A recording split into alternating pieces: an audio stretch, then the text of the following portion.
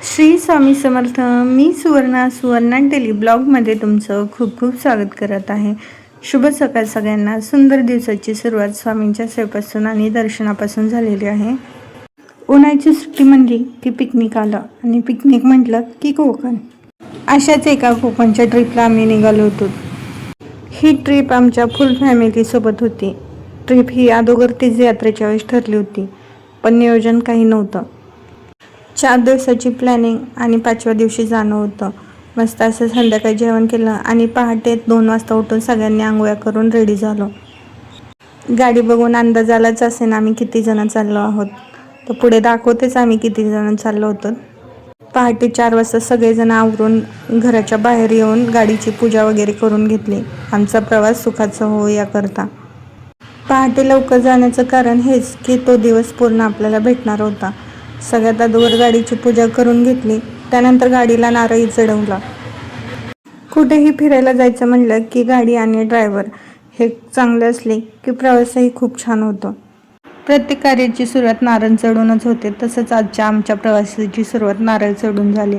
प्रवासासाठी निघाला आहे शिवांश, आमच्या आई म्हणजे सासूबाई, आरव, शिवान्या, आमच्या बारक्या ताई, मोठ्या ताई, अमृता, पायल, समर्थ, पूजा, भाऊजी, आयुषचे पप्पा. त्यानंतर मी देखील गाडीमध्ये चढले. पुढे अजून आहेत, थांबा. त्यानंतर गाडीमध्ये आमचे मेन मेंबर म्हणजे युवराज, आयुष आणि अथर्व 3 जण राहिले होते, त्यांना घेतलं. यांच्या आत्या आणि त्यांच्या आत्याची मुलगी त्या राहिल्या होत्या, त्यांनाही घेतलं. त्यानंतर पुण्यामध्ये आलो. पुण्यामधून त्यांच्या पुण्यातल्या आत्याची मुलगी आणि त्यांची फॅमिली, पुण्यातल्या आमच्या मोठ्या आत्या, त्याचसोबत त्यांच्या 2 मुलं, त्यासोबत जावई, आम्ही सगळे असे मिळून 27 जण ट्रिपसाठी गेलो होतो. ट्रिप म्हणले की नाच गाणी, त्यासोबत खाणं पिणं आलं. बॉबी घेतल्या होत्या आत्याने पुण्यातून येताना. मुलांची मस्ती चालू होती. आता मस्त सगळे सेट झाले होते गाडीमध्ये. मग लावली गाणी. एन्जॉय करत ट्रिपची मजा येते. प्रवासही छान कटतो. आमच्या घरापासून तसं 4 तासाच्या अंतरावर आणि पुण्यातून 3 तासाच्या अंतरावरती आम्ही चाललो होतो देवयागरला. लांबचा प्रवास कोणालाही शक्य नव्हता आणि लांब जाणं म्हणजे दिवस अख्खा पूर्ण जाणं, त्यामुळे जवळचं ठिकाण ठरवलं. आमच्या सगळ्यात यंग म्हणजे आमच्या आत्या होत्या, 2ही आत्या आणि आमच्या आई. आमच्या सगळ्यांपेक्षा जास्त लहान मुलांनी आणि आमच्या आत्यांनी सगळ्यात जास्त एन्जॉय केलं. या ट्रिपचं नियोजन एकदम परफेक्ट होतं आणि एकदम म्हणजे सगळेच एन्जॉय करणारे होते, त्याच्यामुळे कोणालाही काहीच वाटलं नाही. यामध्ये फक्त एन्जॉय आणि एन्जॉयच होता. कोणाचे रुसवे फुगवे नव्हते, कोणाची मतभेद नव्हती, कोणाच्या मनात आडी नव्हती. फक्त डान्स, गाणी, एन्जॉयमेंट एवढंच फक्त या ट्रिपमध्ये आम्हाला पाहायला भेटलं. पुणे सोडलं की चालू झालं ताम्हाणी घाटाचा प्रवास. सगळीकडे हिरवळ, कोकणची एक फील येत होती. घरातून निघतानाच त्या दिवशीचं जेवण म्हणजे कोणी भाजी चपाती, कोणी चटण्या, कोणी राईस, कोणी काही बनवून घेतलं होतं. त्याच्यामुळे आम्हाला कुठे जेवणासाठी थांबायची गरजच नाही पडली. डायरेक्ट आम्ही रिसॉर्टला थांबलो.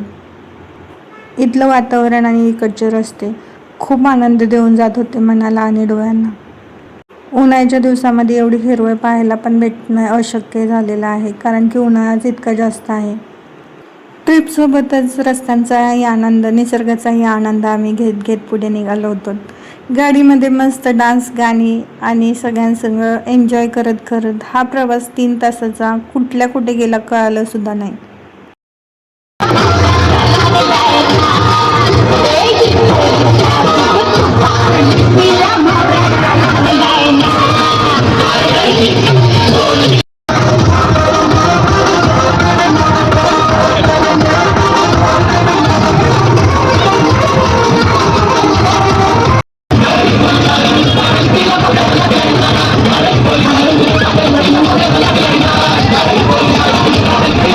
प्रवास तर खूप छान झाला होता. नंतर येऊन पोचलो रिसॉर्टला. रिसॉर्ट आधीच बुक असल्यामुळे डायरेक्ट गाडी रिसॉर्टवर आली.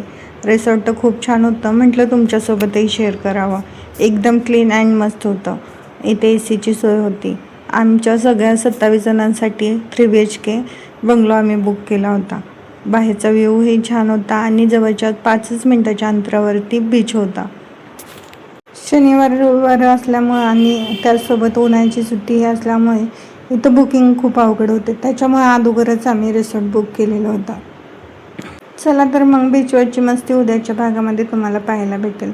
कसा वाटला आमच्या ट्रिपचा हा पहिला भाग नक्की कमेंटमध्ये सांगा. व्हिडिओ जर आवडला असेल तर लाईक, शेअर, सबस्क्राईब करायला विसरू नका. भेटूयात पुढच्या व्हिडिओमध्ये. तोपर्यंत सर्वांना बाय बाय.